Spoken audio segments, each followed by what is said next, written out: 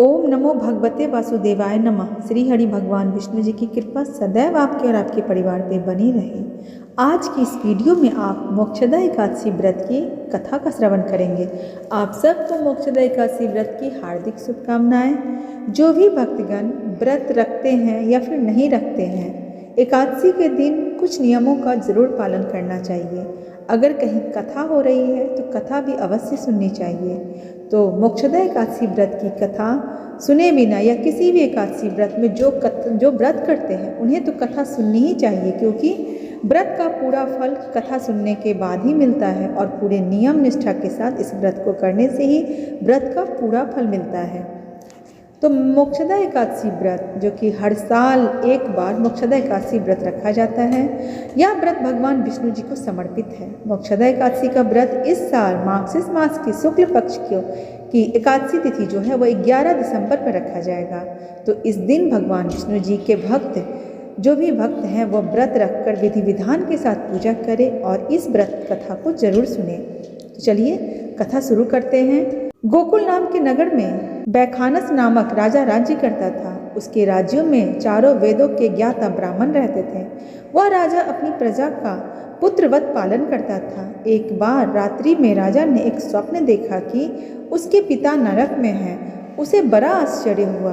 प्रातः वह विद्वान ब्राह्मणों के पास गया और अपना स्वप्न सुनाया। कहा, मैंने अपने पिता को नरक में कष्ट काटते देखा है। उन्होंने मुझे कहा कि हे पुत्र, मैं नरक में पड़ा हूँ, यहाँ से तुम मुझे मुक्त कराओ। जब से मैंने यह वचन सुने हैं तब से मैं बहुत बेचैन हूँ। चित्त बड़ी अशांत हो गई है।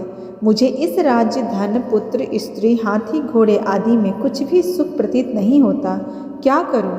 राजा ने कहा, हे ब्राह्मण देवताओं, इस दुख के कारण मेरा सारा शरीर जल रहा है। अब आप कृपा करके कोई तप, दान, व्रत आदि ऐसा उपाय बताइए जिससे मेरे पिता को मुक्ति मिल जाए। उस पुत्र का जीवन व्यर्थ है जो अपने माता पिता का उद्धार न कर सके। एक उत्तम पुत्र जो अपने माता पिता और पूर्वजों का उद्धार करता है, वह 1000 मूर्ख पुत्रों से अच्छा होता है।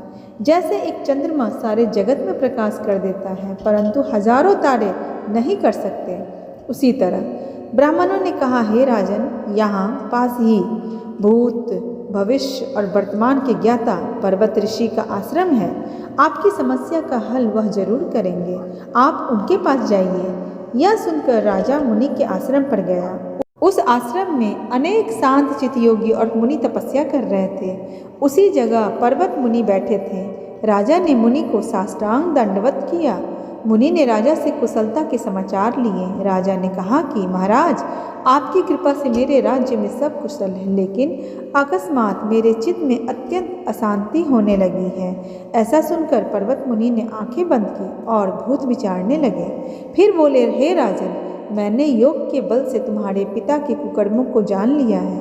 उन्होंने पूर्व जन्म में कामातुर होकर एक पत्नी को रति दी, किंतु सौत के कहने पे दूसरी पत्नी को ऋतुदान मांगने पर नहीं दिया। उसी पाप कर्म के कारण तुम्हारे पिता को नरक में जाना पड़ा। तब राजा ने कहा, इसका कोई उपाय बताइए। मुनि बोले, हे राजन, आप मार्गशीर्ष एकादशी का उपवास करें और उस उपवास के पुण्य को अपने पिता को संकल्प कर दें। उसके प्रभाव से आपके पिता की अवश्य ही नरक से मुक्ति होगी।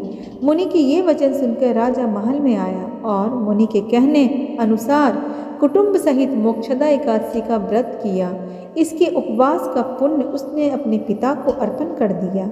इसके प्रभाव से उसके पिता को इस चीज़ से मुक्ति मिल गई और वह स्वर्ग में जाते हुए ही वह पुत्र से कहने लगे, हे पुत्र, तेरा कल्याण हो, हे पुत्र, तेरा कल्याण हो। यह कहकर वह स्वर्ग को चले गए। मार्गशीर्ष मास के शुक्ल पक्ष के यानी अगहन महीने के शुक्ल पक्ष की जो मोक्षदा एकादशी व्रत होती है, इससे मोक्ष की प्राप्ति होती है और समस्त पापों के नष्ट हो जाते हैं। समस्त पाप मोक्षदा एकादशी व्रत से समस्त पाप नष्ट हो जाते हैं और मनुष्य को मोक्ष की प्राप्ति होती है और सदैव भगवान विष्णु जी की कृपा बनी रहती है। तो व्रत कथा समाप्त हुई। इस तरह से अपनी पूजा आराधना को पूरे नियम निष्ठा के साथ करें। सदैव आप सब पे भगवान विष्णु की, माता लक्ष्मी जी की कृपा सदा बनी रहेगी।